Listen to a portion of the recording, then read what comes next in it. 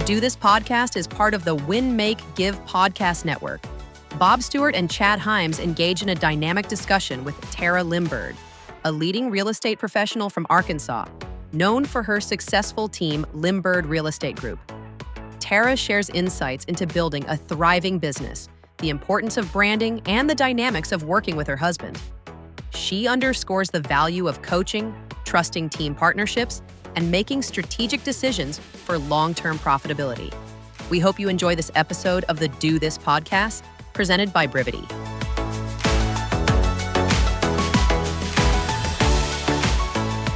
Hey, welcome everybody. I wish that we recorded right before the call kicked off where Chad said he's on my time. No, Bob, I know when you're pushing the button and when to stop saying things like that. We have a really special guest today, one of my favorite humans, an amazing business owner based out of Fayetteville, Arkansas. Actually, that's where one of your offices is anyway. That's the one that I've visited. Tara Limbird, do me a favor, introduce yourself to our audience, like kind of give them we have a bio for you and I could read it and it's really beautiful and it sits up really nicely on your website, but tell the audience, our other real estate friends today that are joining us, who are you? All right. Well, like I said, I'm Tara. I am born and raised in Arkansas, if you can't tell from the accent. But here in Northwest Arkansas, home of Walmart, that's our claim to fame. We have an office close to Walmart and then an office, like Bob said, in Fayetteville, closer to the University of Arkansas. But I've been in real estate. Go Razorbacks. About 22. Yeah, go Hogs. 22 years. We've had a team for 16 years. And I kind of got started in new construction, working for builders, and then transitioned to working at Remax, and then started building a team with my husband and one other agent.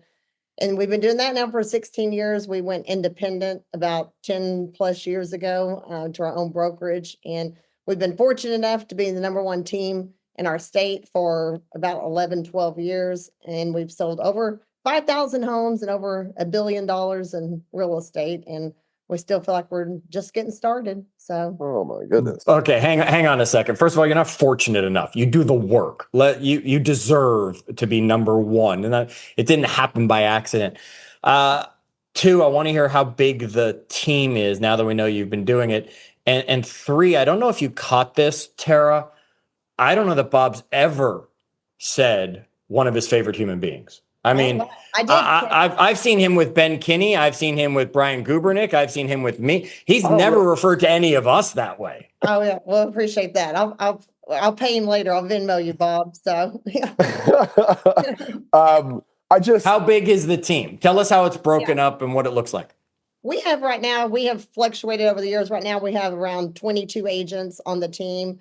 And we've got about 8 support team members. We have like a closing coordinator, someone that helps with our marketing, listing coordinator. We have several virtual assistants. We didn't, back when we first started, we didn't have, a lot of virtual assistants, and we're about a hybrid now, about 50-50.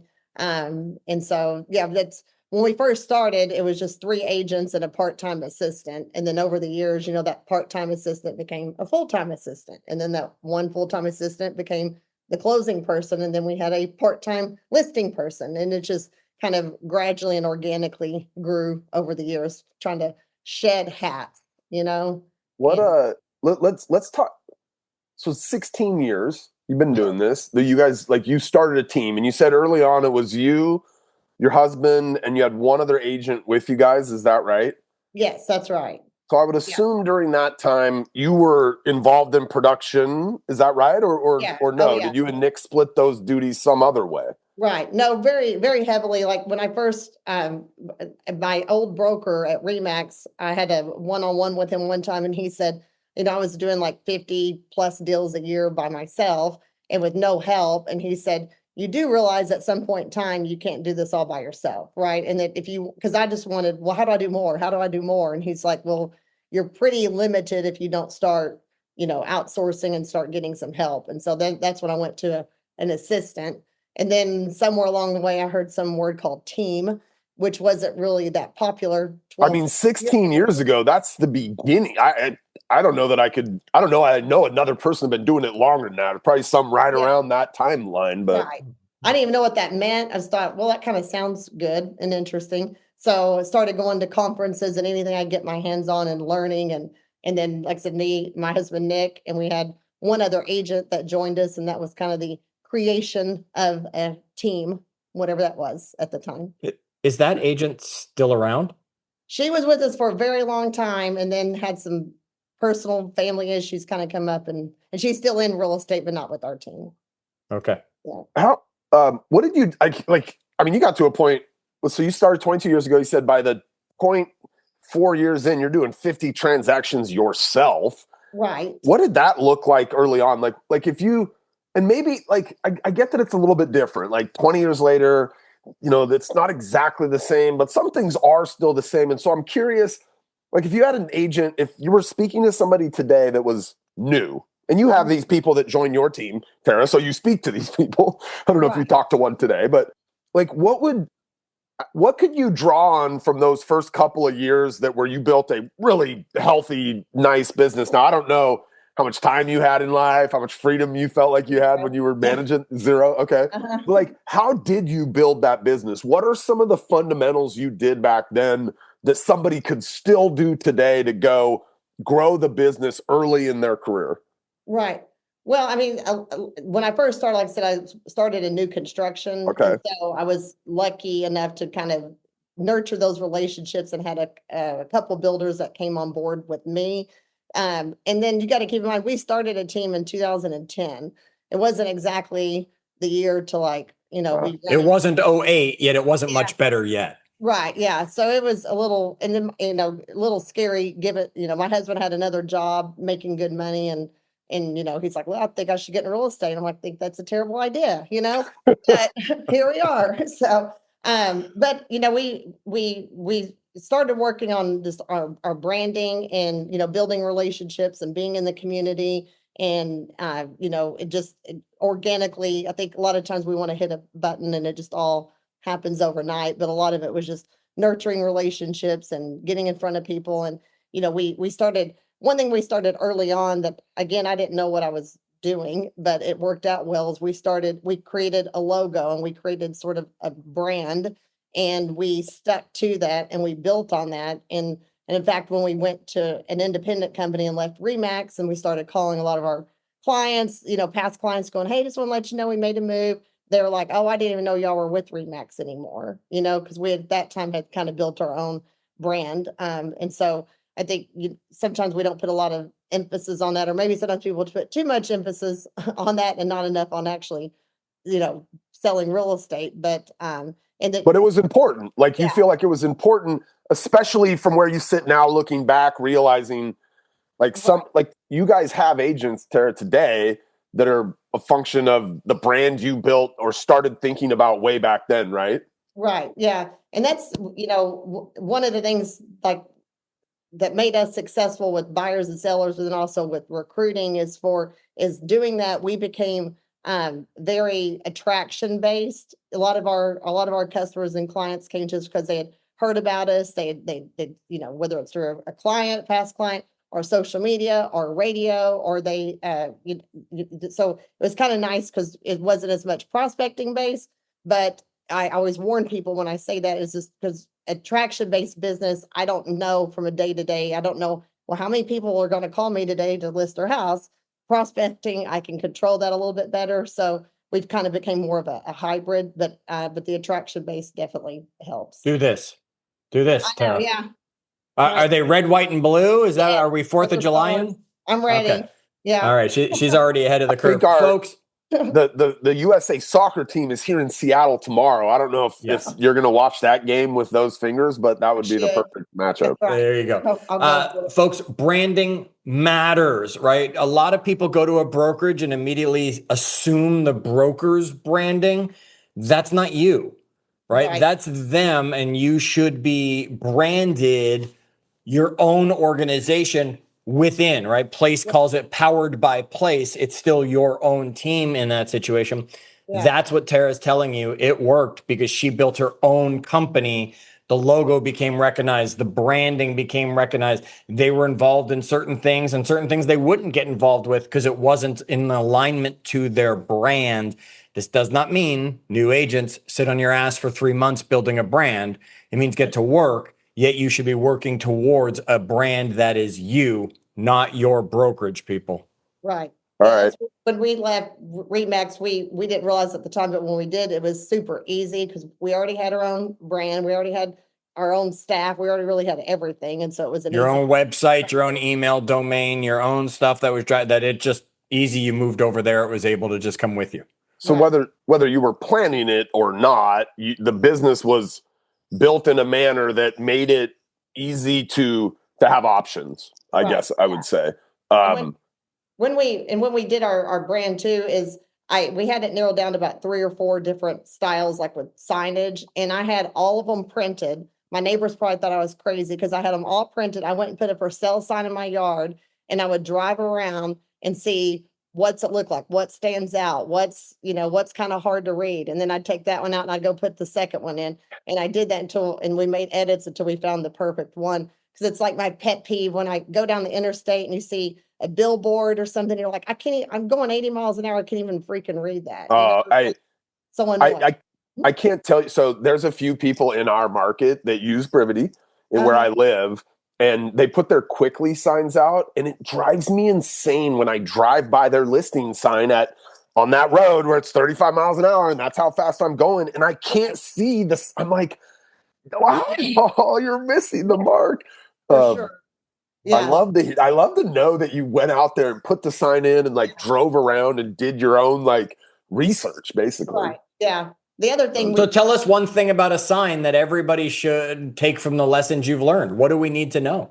well, the most important stuff is how to get a hold of you, like one of my other pet peeves is and this probably may ruffle feathers, but when the whole picture of the sign is just an agent's head, There's one like that literally a half a block from my house. I drive by it every single day, and I know. I'm like, what are you trying to sell here? I'm confused, So just making sure that the phone number and really truthfully, if any phone number is important, but even like the website or at least your name, because most people are going to go on Google anyway. And, because like when we did radio advertising, we stopped doing our phone number. So nobody's driving down the road, listening to the radio and writing down a phone number, Right. but they'll remember your name or maybe the website address or something. So, and keep in mind, like when you're creating a brand and a logo, you don't have to like if you're just because your real estate company doesn't mean the logo has to be a house. If your roofing company doesn't have to be the roof.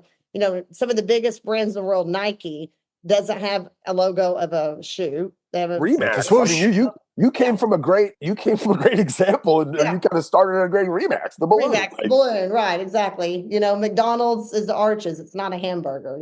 So create your logo. Great point. What you want to stand for, and it doesn't have to be a house. Great point. Bob, can I jump in? Yeah, I had the pleasure of working with the Brinkus team. They taught me a lot in my business. I had the opportunity to work with Rick and Terry, husband, wife. There are challenges to building a business, husband and wife, especially a real estate business, which can be all over the place on the go, especially near the beginning. It's not consistent income, all that stuff as you're building it. Can we talk about working with your spouse? Sure. Just make sure he doesn't listen to this recording. So, yeah. Yeah.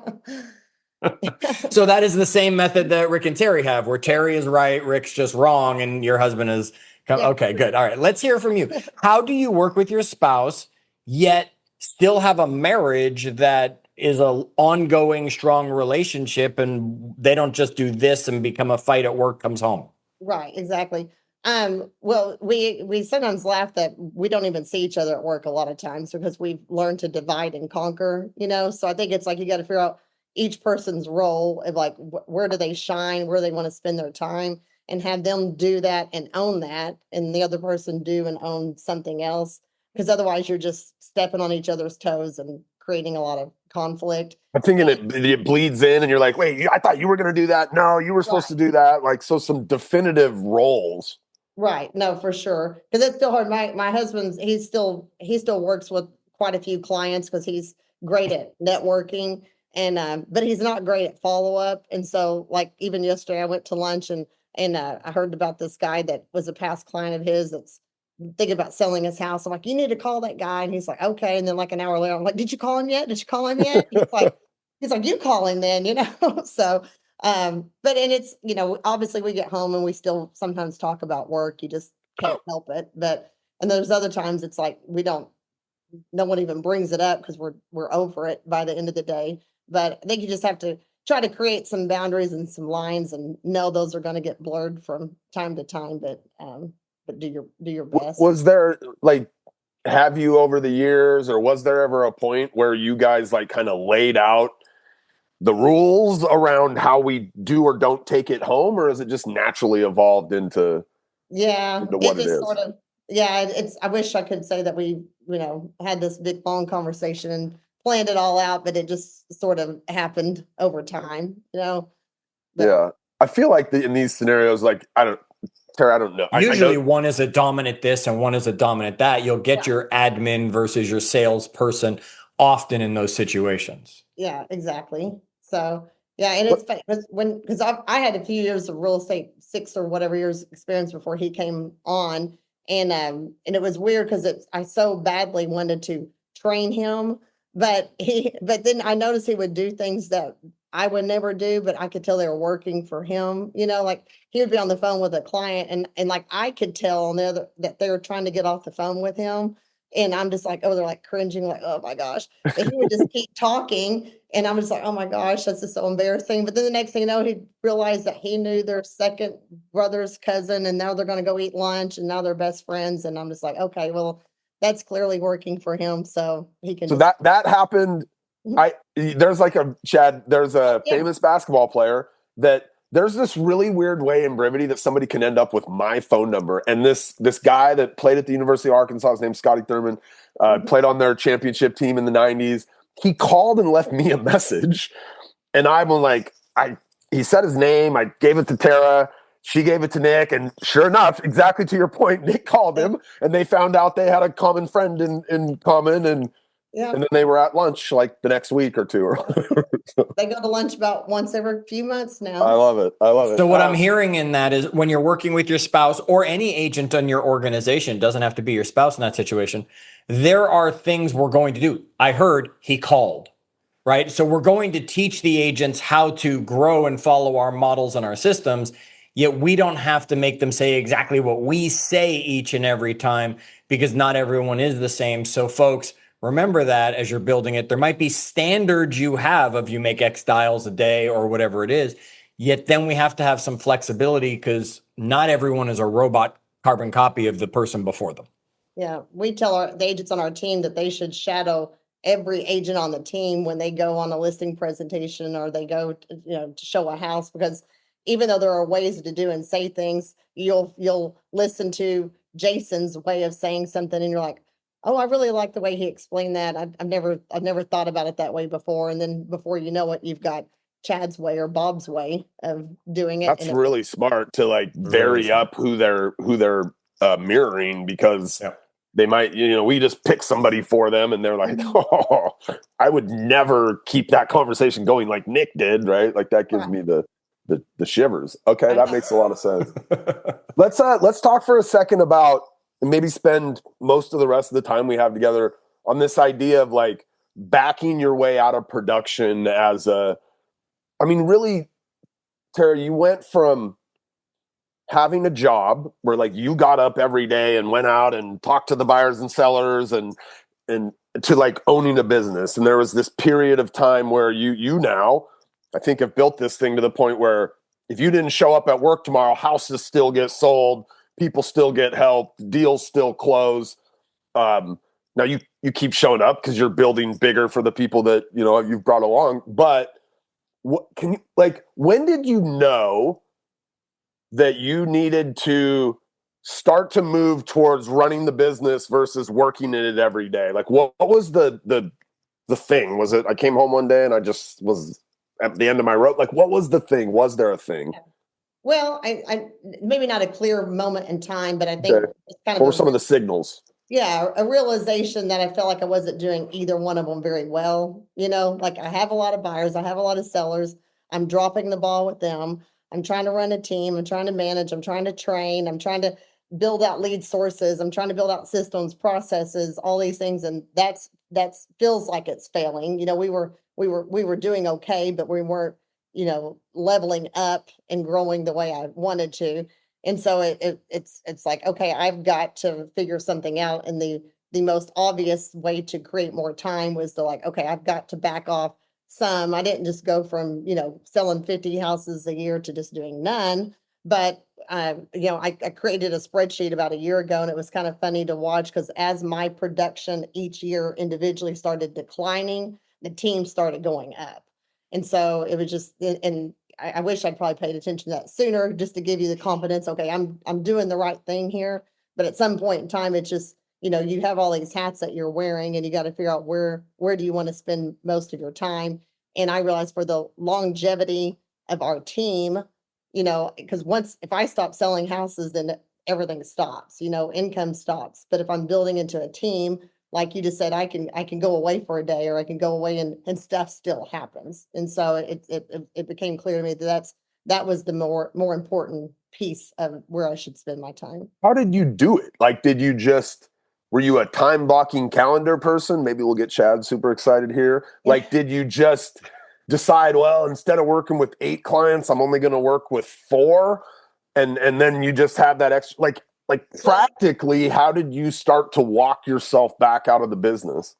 Well, because I still had people calling me, still had things happening, and so I started partnering up with agents on our team.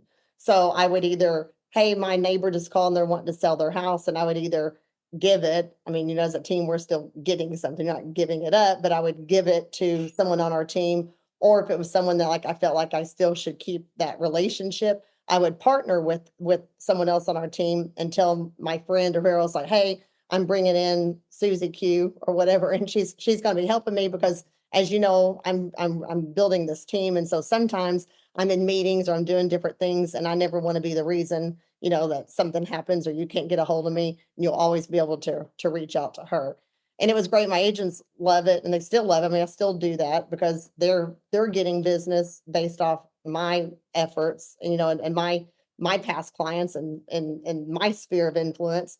And then with newer agents, sometimes I pair with them because it's also a training opportunity too. So where they can take over some of the legwork that I don't have time for, but they're also getting that experience as well. Do you, it sounds like, and I don't want to put words in your mouth here, but like, was shadow, and because you've already mentioned it, you mentioned them following multiple different people. Like, has that idea of shadowing always been something that you guys have utilized or used as leverage, like to bring an agent with you on a listing appointment so they can see what it looks like to do a really awesome listing appointment? Like, have you guys done that in a lot of different kind of Yeah, I components mean, of the business? for sure. I mean, I think someone in place said not long ago that the if you're on an appointment, the passenger side of your vehicle should never be empty.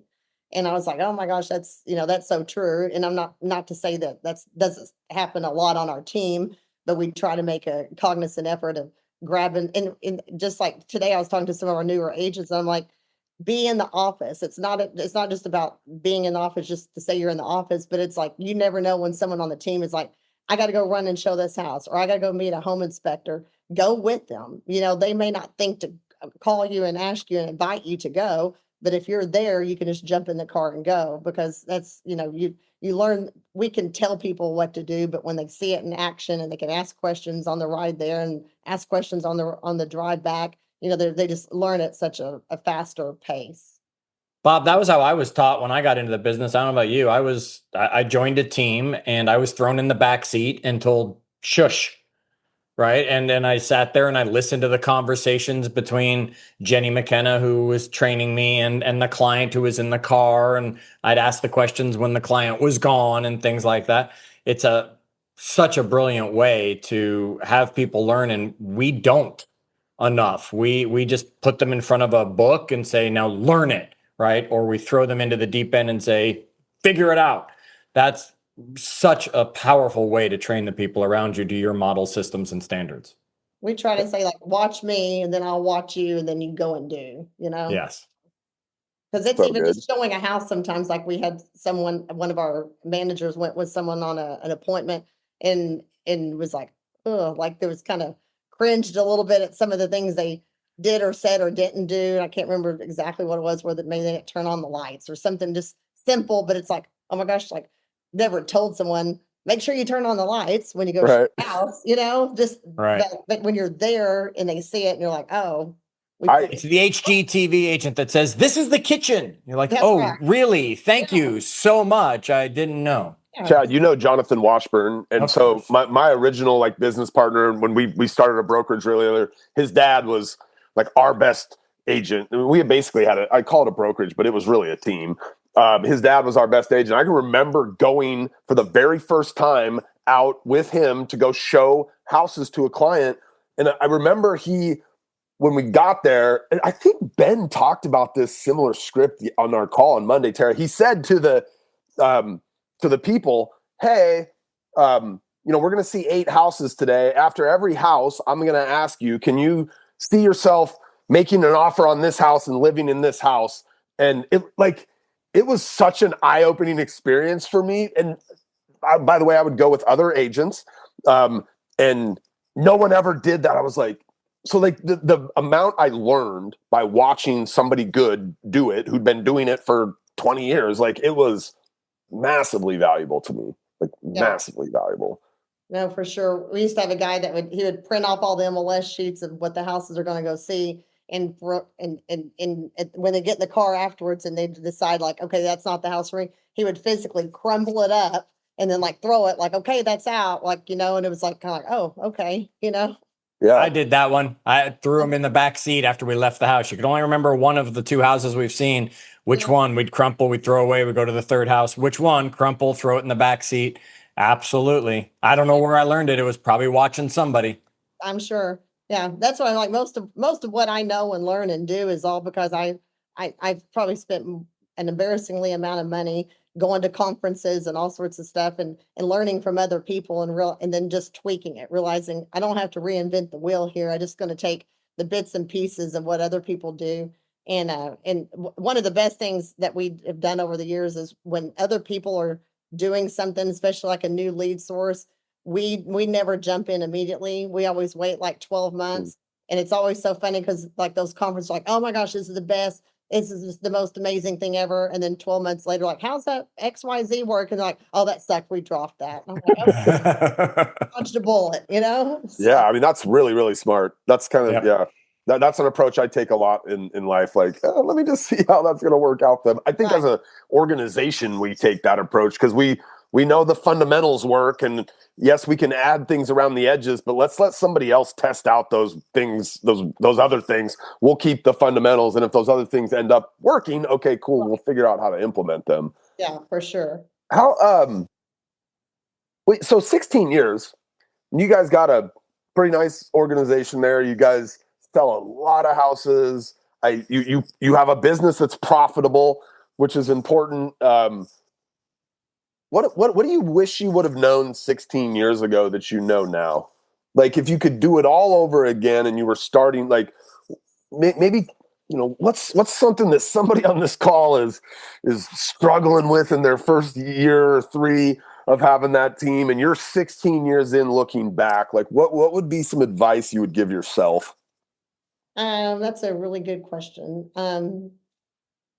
I will build on this answer, but we did not do this, and I'm thankful for it. But is keep in mind, like you mentioned, a profitable team is there are so many teams out there that will chase the business just to say they have it, but don't make any money doing it. And so I just tell people be careful of that. Like it's so hard because we've been in that situation so many times where our ego, we want the business so bad, but we just know it's not the right thing to do, whether it's timing or maybe it's a builder or somebody that you're gonna put all this time into it and you're not gonna For a make half a any money. percent on every listing or whatever. Right? Just to say, oh, I sold $30 million in real estate or whatever the number is, but you didn't make any money doing it. So it just remember for longevity purposes, even if you're doing a smaller amount of real estate, it's not a nonprofit, like we're here to try to make a profit. And if it's not working out, like, don't take business just to say you have it. So, and it's hard. I think realtors, we all have egos and we want the business and we don't want to feel like we got turned down or we failed. But at the end of the day, all it really matters is what's in your bank account. Were you somebody that like early on was very aware of the financial side of the business and kept the books and treated it like a business, or is that something you learned over time? Yeah, I mean, I think I've always been fairly good with finances, so I think that did give me maybe a leg up on or whatever. But like I said, I've done a lot of coaching too, and at one point in time, I coached with someone that was very big on processes and P&Ls and all that, and so I did that for 3, 4, 5 years and really dialed that in. Then I went and coached with someone that was more about leadership and team building and that kind of thing. So I think sometimes you just figure out like where you are in life, what you feel like you're struggling with, and focus on that and find the help, whether it's a coach or a program or a mentor or whatever, and do that. And then for however long you need. And then, everything evolves. It's like, okay, what's my biggest issue now? Where's my biggest weakness? And then go work on that. I love that. I think that's a really good last piece of advice is find a coach for the season of the life that you're in. And it doesn't surprise me that you've leaned into coaches over the years. The best of the best become that because they look for guidance from others. So and they partner with people, and you've done that. And Tara Limbird, you're an impressive human, a really amazing like business owner down there in Arkansas. Thank you for joining us today. We really appreciate the time.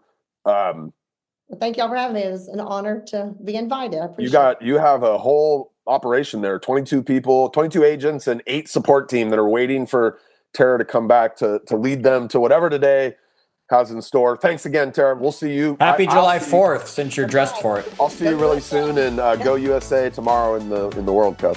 That's right. Bye. Have fun. Bye, Tara. Bye, guys.